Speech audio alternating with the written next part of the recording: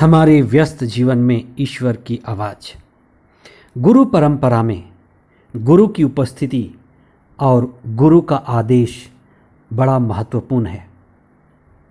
ईश्वर सब जगह व्याप्त है, लेकिन हमें दिखाई नहीं देता। गुरु साक्षात है जो हमें दिखाई देता है, और गुरु का आदेश ईश्वर का आदेश है, और गुरु के आदेश में ही गुरु यानी ईश्वर छिपा है। पास्का का 5वां रविवार 15 मई 2022।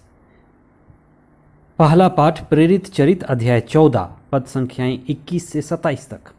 दूसरा पाठ प्रकाशना ग्रंथ अध्याय 21 पद संख्याएं 1 से 5 तक।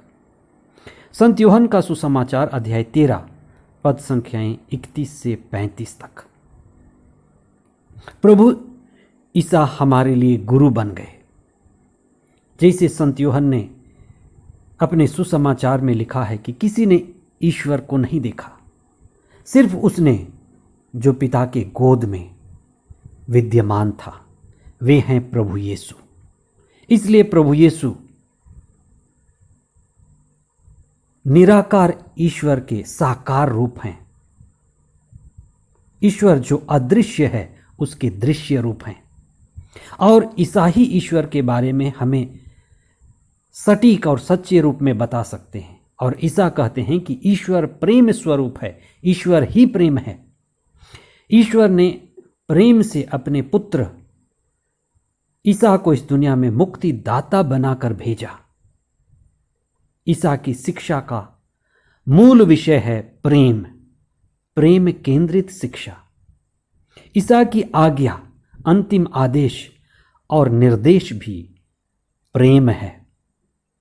उन्होंने जो नई आज्ञा दी, जैसे मैंने तुम्हें प्यार किया, जैसे प्रभु यीशु क्रूस पर मरते हुए हमें प्यार किए, उसके दूसरे रूप हैं। प्रभु यीशु ने पैर धो करके अपने शिष्यों को सिखाया कि प्यार कैसे करना है। प्रभु यीशु ने रोटी तोड़ करके स्वयं को ही रोटी बनाकर तोड़ा और सिखाया कि कैसे अहंकार को तोड़ना है।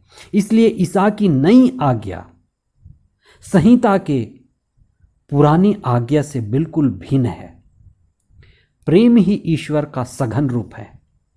आज हम ईसा के द्वारा दी गई इस नई आज्ञा पर विशेष चिंतन करें, जो हमारे मसीही जीवन का और ईसा की शिक्षा का सार है। ईसा ने नई आज्ञा क्यों दी? क्या जरूरत थी, क्या बात हो गई कि पुरानी आज्ञा को किनारे करके नई आज्ञा देनी पड़ी? पुरानी आज्ञा संहिता की आज्ञा थी।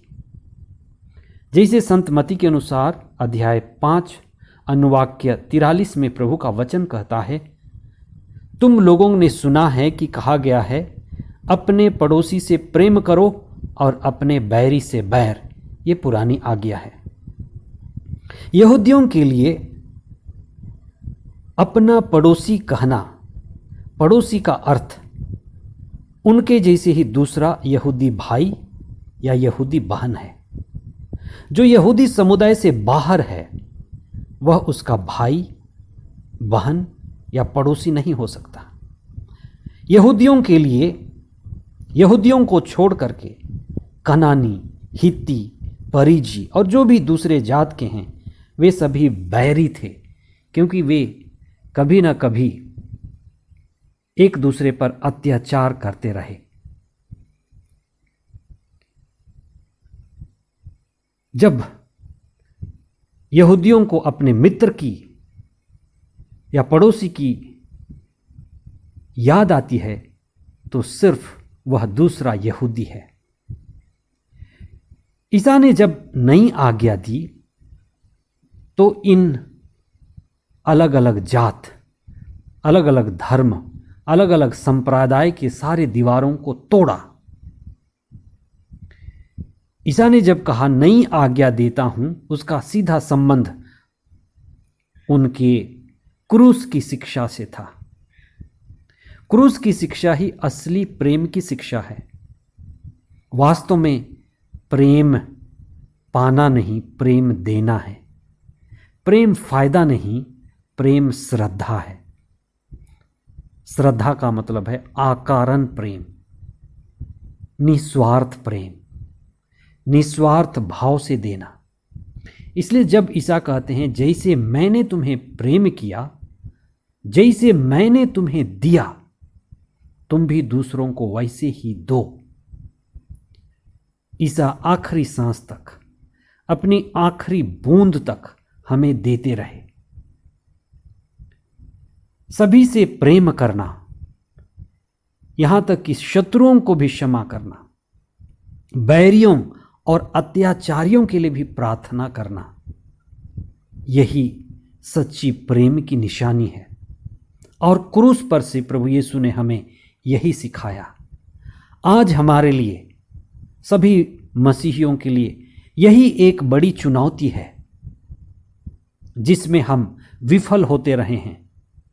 हम अपने शत्रुओं को क्षमा नहीं दे पाते, हम अपने बैरियों और अत्याचारियों के लिए प्रार्थना नहीं कर पाते। इसलिए आज आप विशेष रूप से बैरियों के लिए, अत्याचारियों के लिए भी प्रार्थना करें और हमारे गुरु ने जो प्रेम का पाठ पढ़ाया है उसको सच्ची श्रद्धांजलि दें। आज के पहले पाठ में ईश्वर कहता है कि मैं सब कुछ नया बना दूंगा। ईश्वर से जुड़कर ही हमारे जीवन में जो कुछ भी है, हमारा मन, हमारा हृदय, हमारा जीवन नया होता है। जहां जहां ईश्वर की उपस्थिति अनुभव की जाती है, वहीं पर हमारे अंदर नएपन का अनुभव होता है। जब ईश्वर हमारे मन को और हृदय को छूता है, वहीं नयापन की शुरुआत होती है। इसलिए आज आप चिंतन करें कि किस तरह से मैं अपने जीवन में पुराना जीवन जी रहा हूं।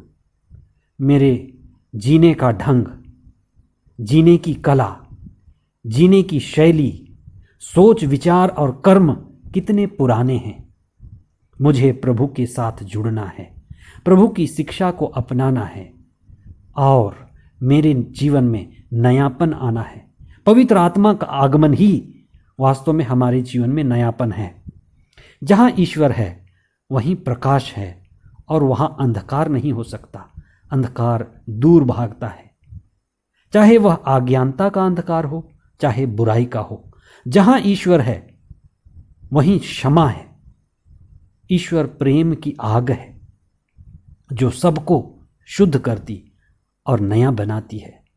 जब हम ईश्वर की संगति में हैं, उनकी सानिध्य में हैं, तब हम प्रेम में बढ़ते हैं और जो भी दुख, दर्द और पीड़ा भी आती है उसको हम झेल पाते हैं। इसलिए हम अपने जीवन के नवीनीकरण के लिए प्रार्थना करें। ईश्वर के कार्य करने का ढंग बिल्कुल अद्भुत है। पौलुस जो कुछ वर्षों पहले मसीहियों को, नवीन पंथियों को सताता था, उन्हें जेल में डालता था, अत्याचार करता था, प्रभु ने जब उनको स्पर्श किया तो वह अब घूम घूम कर पुनर्जीवित ईसा के विषय में साक्ष्य देते हुए उनका प्रचार करने लगे। सतावट आ रहा था, कष्ट और विपत्तियों के बावजूद वे ईसा के शिक्षा में गहरे और प्रभावशाली बने रहे। पवित्र आत्मा उनके चिन्हों और चमत्कारों के द्वारा उनकी अगुवाई कर रहा था और जहां भी वे जाते थे समुदाय की स्थापना करते थे और मिल करके प्रार्थना, प्रभु भोज और प्रभु के दिव्य वचन पर चिंतन के द्वारा आशीष और कृपा प्राप्त कर रहे थे। आइए हम प्रार्थना करें कि पवित्र आत्मा का कार्य आज हम पर अनुभव किया जाए।